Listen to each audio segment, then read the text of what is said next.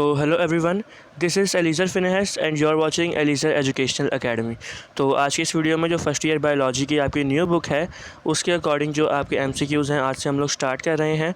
और आज की इस वीडियो में हम लोग जो आपका चैप्टर नंबर 1 है बायोलॉजिकल मॉलिक्यूल्स, जिसका ताल्लुक ज़ूलॉजी से है, तो आज हम उसके एमसीक्यूज़ की डिस्कशन करेंगे। ये एमसीक्यूज़ जो हैं वो मोस्ट इंपॉर्टेंट हैं और अगर ये आप सारे ये जो है सारी जो है सीरीज़ स्टार्ट हो रही है हमारे चैनल पर। आज जो है हम लोग चैप्टर नंबर 1 बायोलॉजिकल मॉलिक्यूल्स के एमसीक्यूज़ देखेंगे एंड देन नेक्स्ट वीडियो में जो आगे आने वाली हैं फिर हम लोग आगे chapter number 2, 3 and then so on हम लोग तमाम चैप्टर्स के जितने भी जो मोस्ट इंपॉर्टेंट एमसीक्यूज़ हैं हम उसको कवर करेंगे। तो आए हम लोग बगैर टाइम वेस्ट किए शुरू करते हैं अपनी वीडियो। लेकिन उससे पहले कि मैं आपको ये बता दूं कि अगर अभी तक आपने चैनल को सब्सक्राइब नहीं किया तो लाजमी कर लें और बेल आइकन को लाजमी प्रेस कर लें ताकि जो हमारी जो सीरीज़ ये कंटिन्यू है तो रोज़ के रोज़ डेली जो वीडियोज़ हैं वो आया करेंगी। अभी जैसे चैप्टर नंबर 1 की है तो आगे जो दीगर चैप्टर हैं आगे तो तमाम चैप्टर्स जो एमसीक्यूज़ अपलोड हुआ करेंगे तो उसका नोटिफिकेशन आपको जल्द से जल्द मिल जाएगा। तो बेल आइकन जो बेल नोटिफिकेशन है उसको प्रेस करने से जो है आपको हर एक नोटिफिकेशन जल्द से जल्द आपको सबसे पहले मिल जाएगा। तो आज हम चैप्टर नंबर 1 से स्टार्ट करते हैं। तो आए हम लोग एमसीक्यू स्टार्ट करते हैं। तो एमसीक्यू नंबर 1 है the slide negative charge the slight negative charge one end of water molecules attracted to the slight positive charge of another water molecule. What is the attraction called? तो भाई जो water molecules हैं एक जो है आपके पास एक मॉलिक्यूल पे स्लाइट नेगेटिव चार्ज है और दूसरे जो मॉलिक्यूल पे है वो स्लाइट पॉजिटिव चार्ज है।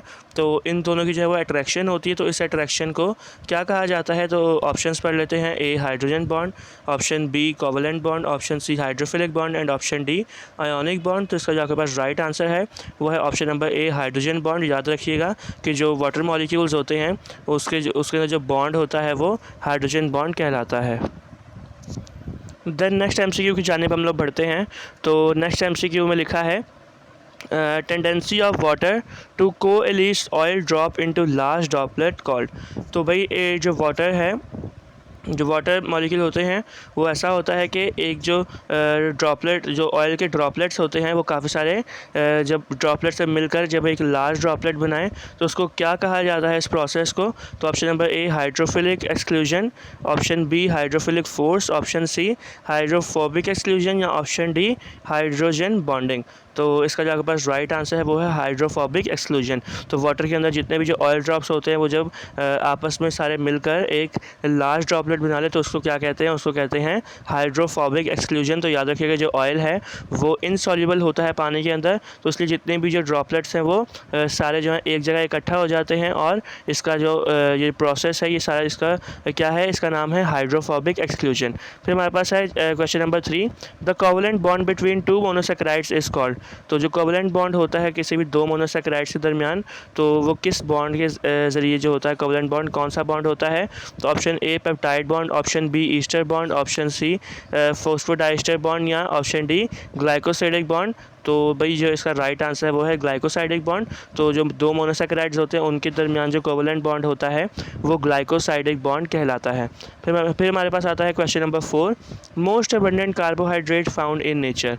तो मोस्ट अबंडेंट कार्बोहाइड्रेट है फाउंड इन नेचर वो कौन सा? मतलब कि काफ़ी सारे जो कार्बोहाइड्रेट्स हैं उसकी काफ़ी सारी इकसाम हैं, लेकिन जो सबसे ज़्यादा पाया जाने वाला नेचर में दुनिया में सबसे ज़्यादा पाया जाने वाला कार्बोहाइड्रेट वो कौन सा है? चारों ऑप्शन आपके पास हैं। Option A glucose, option B maltose, option C cellulose या ऑप्शन डी ग्लाइकोजन। तो याद रखिएगा तो जो मोस्ट अबंडेंट कार्बोहाइड्रेट है वो है आपके पास सेल्यूलोज। तो option number C is the right answer. फिर हमारे पास आता है question number 5 most important organic compound of the cell which carry out all the cells activities. तो भाई जो मोस्ट इंपॉर्टेंट ऑर्गेनिक कंपाउंड होता है सेल का जो कि सेल की तमाम एक्टिविटी को कैरी करता है तो वो ऐसा कौन सा सेल है ऐसा कौन सा ऑर्गेनिक कंपाउंड है? तो हम लोग ऑप्शंस पढ़ लेते हैं। फर्स्ट ऑफ ऑल तो option number A carbohydrates, option B protein, option C nucleic acid या ऑप्शन डी लिपिड्स। तो याद रखिएगा ऐसा ऑर्गेनिक कंपाउंड जो सेल की तमाम एक्टिविटी को कैरी करता है तो ऐसे ऑर्गेनिक कंपाउंड को क्या कहा जाता है? Nucleic acid. जो बाकी ऑर्गेनिक कंपाउंड्स हैं वो भी काफ़ी अच्छा खासा रोल प्ले करते हैं, लेकिन जो मेन रोल होता है समझना कि हेड का एक जो रोल होता है वो न्यूक्लिक एसिड का ही होता है। नेक्स्ट हमारे पास आता है MCQ number 6, all amino acids have same formula except. तो जितने भी अमाइनो एसिड्स हैं उनका सेम फार्मूला है एक्सेप्ट। तो कौन से इन ये चार हैं आपके पास ऑप्शंस दिए गए हैं, इन चारों का जो फार्मूला है, सॉरी इन तीनों का जो फार्मूला है वो सेम है। इनमें से कोई एक है ऐसा जिसका फार्मूला अलग है, तो आपने बताना है कि इसका फार्मूला अलग है। तो चार ऑप्शंस आपके पास हैं, option A alpha group, option B hydroxyl group, option C radical group या ऑप्शन डी अमाइनो ग्रुप। तो alpha group, hydroxyl group and amino group जो हैं इनके सेम फार्मूला होते हैं, ये अमाइनो एसिड्स हैं सारे। लेकिन जो रेडिकल ग्रुप है उसका जो फार्मूला है वो डिफरेंट है। तो उसका राइट आंसर भी आपके पास क्या होगा, option number C, radical group is the right answer. फिर हमारे पास आता है क्वेश्चन नंबर या MCQ number 7, a trihydroxy alcohol made of 3 carbon atom salt. एक ट्राई हाइड्रोक्सी अल्कोहल है, हाइड्रोक्सी ग्रुप इसके पास 3 होते हैं, इसलिए इसका नाम जो है वो ट्राई हाइड्रोक्सी अल्कोहल है, made of 3 carbon atoms salt. तो जो ट्राई हाइड्रोक्सी अल्कोहल है वो क्या कहलाता है, तो उसका एक कॉमन नेम है आपके पास। तो मैं आपको बगैर ये ऑप्शंस पढ़े बता रहा हूँ। तो इसका जो राइट आंसर है वो ग्लाइसरॉल। तो जो ट्राई हाइड्रोक्सी अल्कोहल है जिसके पास 3 कार्बन एटम्स होते हैं तो वो ग्लाइसरॉल कहलाता है। तो option number B is the right answer. MCQ number 8, large and important class of lipids made up of isoprenoid unit called. एक लिपिड की लार्ज और इम्पॉर्टेंट क्लास है जो कि आइसोप्रीनॉइड यूनिट से मिलकर ऐसे जो लिपिड्स हैं वो बनते हैं, तो वो उनको क्या कहलाते हैं वो लिपिड्स। तो option number A phospholipid, option number B terpenoids, option number C waxes या option number D acyl glycerol. Acyl glycerol. तो उसका आपके पास जो राइट आंसर है वो टर्पिनॉइड्स हैं। ऐसी लिपिड्स की क्लास जो कि आइसोप्रीनॉइड यूनिट से मिलकर बनी हो तो वो टर्पिनॉइड्स कहलाते हैं। फिर हमारे पास आता है MCQ number 9, how many molecules of water are needed to completely hydrolysed polymer that is 21 monomers long. तो जो वाटर के मॉलिक्यूल्स होते हैं, how many molecules of water are needed to completely hydrolysed polymer that is 21 monomers long. तो इसका जो आपके पास राइट आंसर है, एक सेकंड में आपको इसका राइट आंसर बताता हूँ। फर्स्ट ऑफ ऑल हम लोग जो ऑप्शन है वो पढ़ लें। तो ऑप्शन नंबर ए है 10, option number B 20, option number C 121 या ऑप्शन नंबर डी 2। तो उसका जो राइट आंसर है वो है आपके पास 20 इज़ द राइट आंसर। तो ऑप्शन नंबर बी जो है आपका वो राइट आंसर है। फिर मेरे पास आता है MCQ number 10, which of the following is true of both starch and cellulose. तो भी कौन सी ऐसी स्टेटमेंट है जो स्टार्च एंड सेलुलोज दोनों के लिए एप्लीकेबल है और दोनों के लिए ट्रू है। तो वन बाय वन हम लोग इसके जो है वो आंसर्स पढ़ लेते हैं। तो ऑप्शन नंबर ए जो है, they are both geometric isomers of each other. तो ये जो है आपके पास दोनों ज्योमेट्रिक आइसोमर्स नहीं है, तो ये रॉन्ग ऑप्शन है। Option number B, they are both polymers of glucose. तो भाई ये बिल्कुल सही बात है कि जो स्टार्च एंड सेलुलोज हैं ये दोनों ग्लूकोज के पॉलीमर्स हैं। तो इसका राइट आंसर आपके पास ऑप्शन नंबर बी है, they are both polymers of glucose. तो MCQ नंबर 10 जो है हमने कर लिया। अब हम लोग MCQ नंबर 11 की जानिब बढ़ते हैं। तो MCQ नंबर 11 में लिखा है कि most of the monosaccharides form a ring structure when in. तो जो ज़्यादातर जो मोनोसेकेराइड्स हैं वो रिंग स्ट्रक्चर बनाते हैं। कब रिंग स्ट्रक्चर बनाते हैं, ये एक कंडीशन है। तो ऑप्शन नंबर ए है water, option number B solution, option number C solvent या ऑप्शन नंबर डी स्टमक। तो याद रखिएगा कि जो ज़्यादातर जो मोनोसेकेराइड्स हैं वो जब सॉल्यूशन के अंदर होते हैं तो तब वो जो है वो रिंग स्ट्रक्चर बनाते हैं। तो इसका जो आपके पास राइट आंसर है वो आपको पता चल जाना चाहिए। तो इसका राइट आंसर आपके पास वो है option number B solution is the right answer. फिर हमारे पास आता है MCQ number 12, the amount of heat absorb by liquid when it changes into gas is called. तो भाई जो लिक्विड है जब गैस के अंदर कन्वर्ट होती है या चेंज होती है तो वो कितने अमाउंट ऑफ हीट एब्जॉर्ब करती है। तो इस जो प्रोसेस है इसको क्या कहा जाता है। तो मैं आपको एक बार फिर मैं ये समझा दूँ अच्छे से कि जब भी कोई लिक्विड है जब वो गैस के अंदर चेंज होता है तो वो हीट कुछ एब्जॉर्ब करता है। तो ये तमाम जो पूरा प्रोसेस है इसको क्या कहा जाता है। तो option number A heat capacity, option number B heat of vaporisation, option number C specific heat या option number D absorbed heat. तो इसके पास आपको जो राइट आंसर है वो है हीट ऑफ वेपराइजेशन। तो याद रखिएगा कि जब भी कोई भी लिक्विड अगर गैस में चेंज होता है तो इस प्रोसेस को जब हीट एब्जॉर्ब होती है तो इस प्रोसेस को हीट ऑफ वेपराइजेशन कहा जाता है। MCQ number 13, the percentage of water in a bacterial cell is about. तो बैक्टीरियल सेल जो होता है उसके अंदर कितने परसेंटेज ऑफ वाटर होती है। हम ऑप्शंस पढ़ लेते हैं। ऑप्शन नंबर ए 15%, 18%, 50% या 70%। तो याद रखिएगा कि जो बैक्टीरियल सेल होता है उसके अंदर 70% जो है वो वाटर होता है। तो option number D is the right answer. MCQ number 14, haemoglobin is a. तो हीमोग्लोबिन क्या है। तो हीमोग्लोबिन एक ग्लोब्यूलर प्रोटीन है। तो option number C is the right answer. देखिए जो ऐसे बिल्कुल आसान बच्चों वाले सवालात हैं तो उसका मैं ऑप्शंस भी नहीं पढ़ता, क्योंकि ये जो हैं आपको आने चाहिए। ये बहुत ज़्यादा आसान है। अब पूछा जा रहा है कि हीमोग्लोबिन क्या है, तो जाहिर सी बात है ये ग्लोब्यूलर प्रोटीन है, आप लोगों को पता होना चाहिए। फिर हमारे पास आता है MCQ number 15, fats and oils have specific gravity of about. जो फैट्स होते हैं और ऑयल्स होते हैं उनकी एक स्पेसिफिक ग्रेविटी होती है, और वो क्या होती है।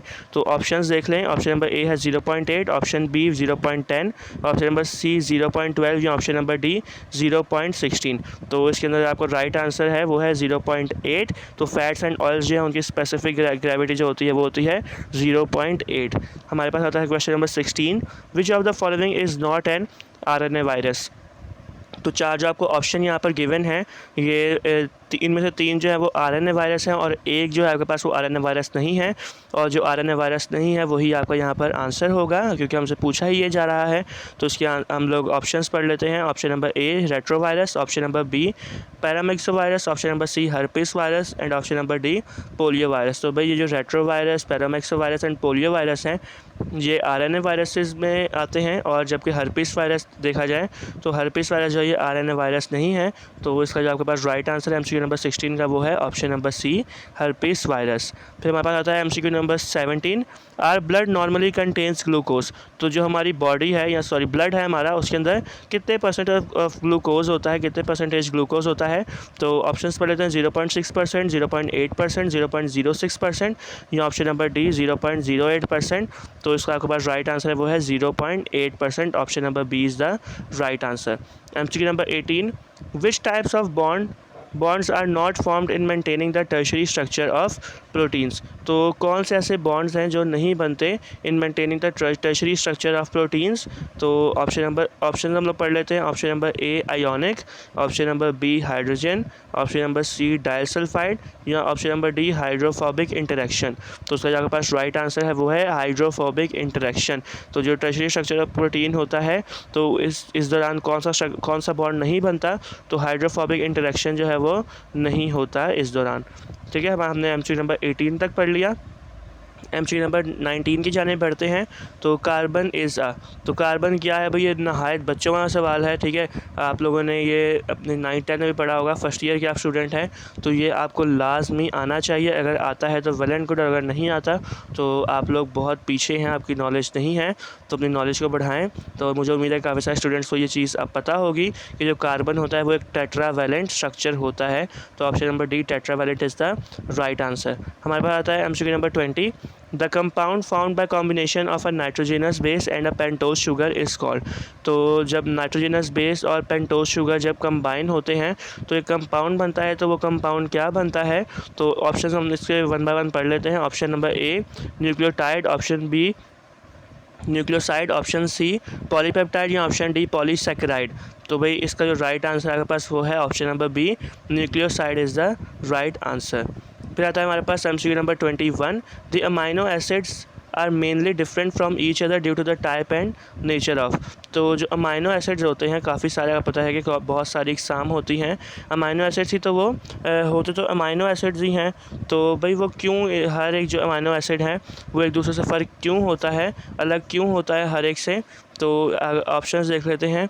Option number A R group, option B amino group, option C carboxyl group या ऑप्शन डी पेप्टाइड ग्रुप। तो फर्स्ट ऑफ ऑल मैं आपको इसका आंसर बता दूं तो इसका जो आपके पास आंसर है वो है आर ग्रुप या radical group.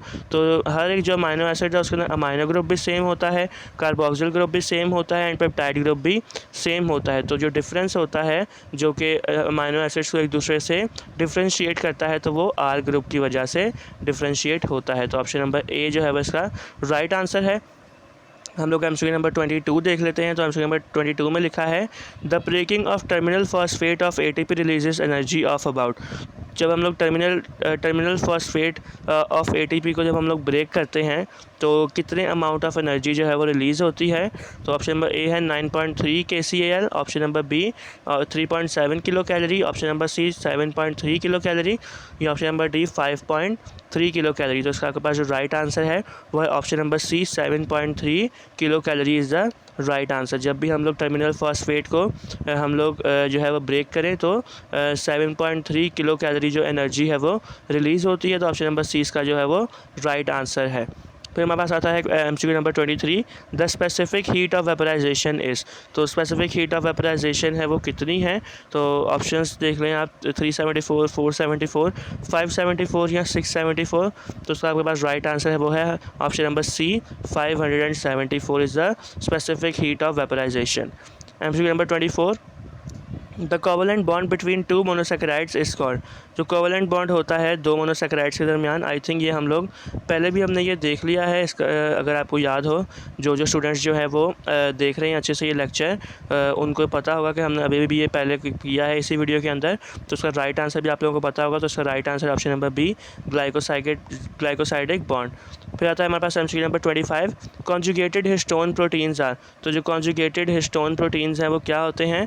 Option number A structural and regulatory, option B structural only, option number C regulatory, option number D transport and proteins. तो भाई जो कॉन्जुगेटेड हिस्टोन प्रोटीन्स हैं वो स्ट्रक्चरल भी होते हैं और रेगुलेटरी भी होते हैं। तो लिहाजा इसका जो राइट आंसर होगा वो होगा option number A structural and regulatory is the right answer. तो ये हमारा एमसीक्यू नंबर 25 का था हमारे पास आंसर। हम लोग पढ़ते हैं एमसीक्यू नंबर 26 की जानिब।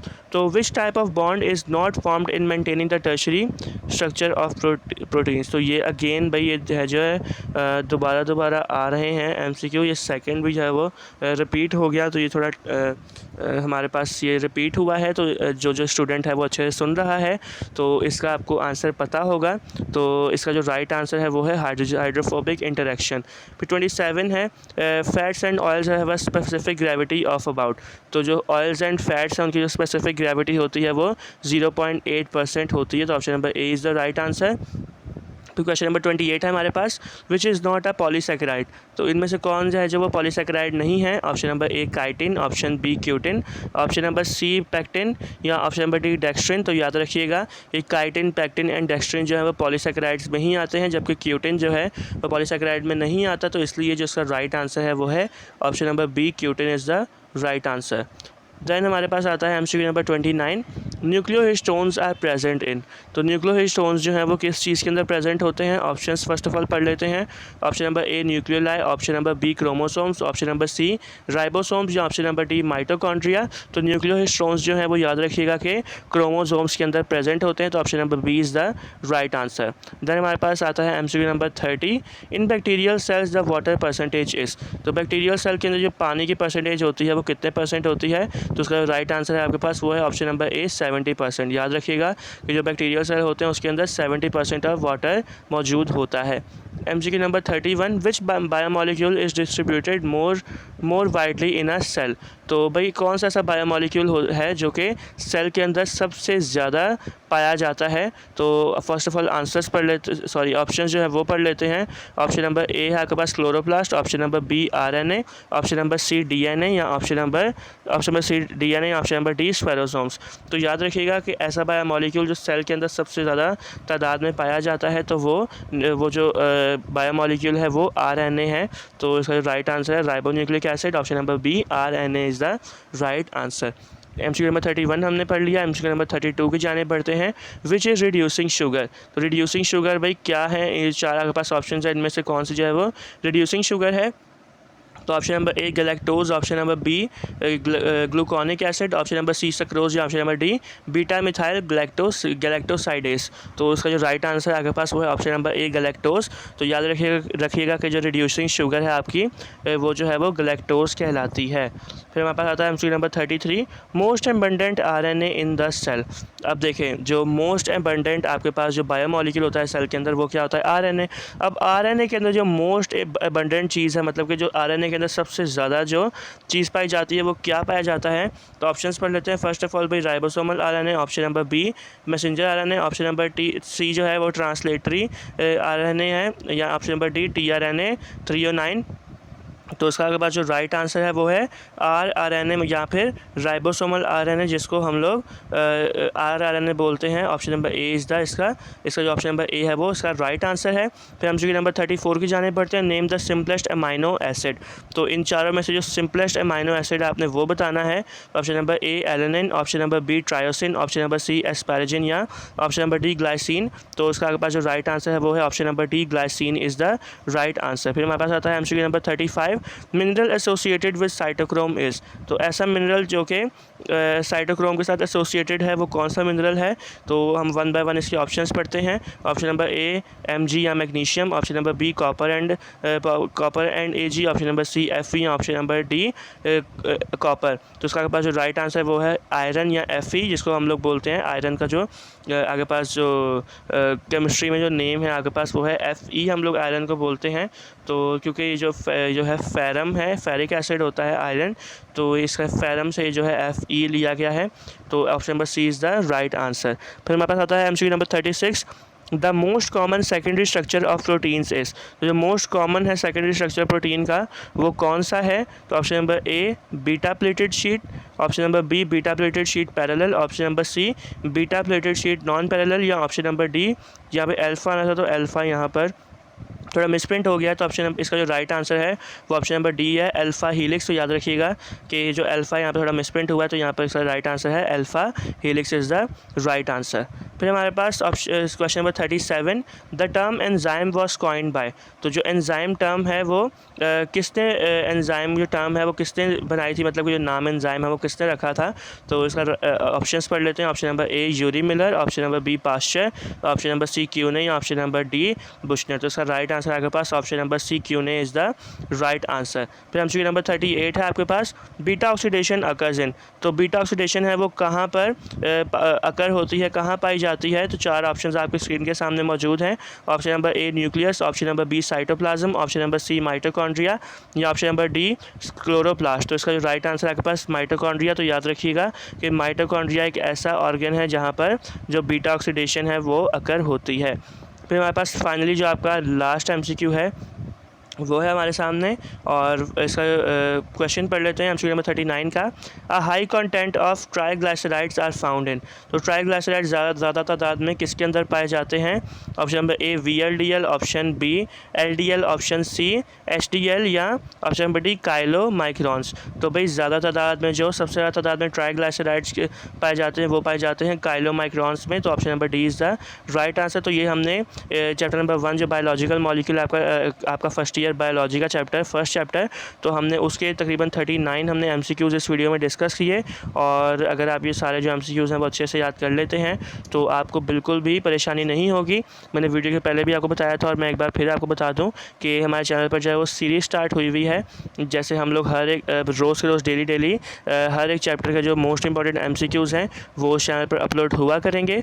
तो आपका क्या काम है, आप बेल आइकन को लाजमी प्रेस कर लें। इसका फ़ायदा ये होगा कि जैसे ही हमारे चैनल पर वीडियो आया करेगी तो उसका भी जो नोटिफिकेशन आपको जल्द से जल्द मिल जाएगा। एमसीक्यूज़ भी होंगे, फिर तमाम जितने भी रीजनिंग क्वेश्चंस हैं और जो टारगेट पेपर है वो भी जो है इसमें वो होगा सॉल्व, मैं आपको अपलोड करके दूंगा। तो इसमें आपको बहुत ज़्यादा फ़ायदा होने वाला है इस चैनल में। तो लाजमी चैनल को सब्सक्राइब कर लें। तो फिर मिलते हैं अपनी नेक्स्ट वीडियो में जब हम लोग चैप्टर नंबर 2 के जो है वो एमसीक्यूज़ को डिस्कस करेंगे। तो तब तक के लिए goodbye and take care, और देखते रहें एलीज़र एजुकेशनल अकेडमी।